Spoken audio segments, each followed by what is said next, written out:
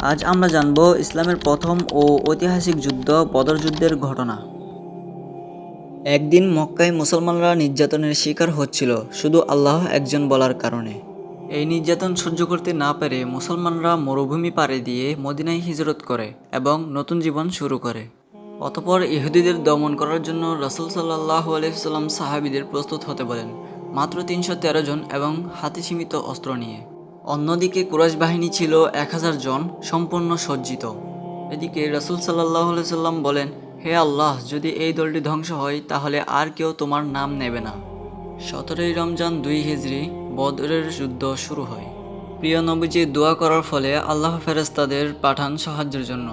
১০০০ ফেরেশতা একের পর এক আসে। অতএব যুদ্ধের পর মুসলমানরা বিজয় লাভ করে, কুরাইশদের বড় বড় নেতারা নিহত হয়।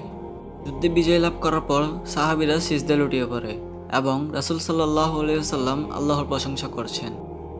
এই বদর যুদ্ধ আমাদের শেখায়, ঈমান আর ভরসা থাকলে আল্লাহর সাহায্য আসবেই।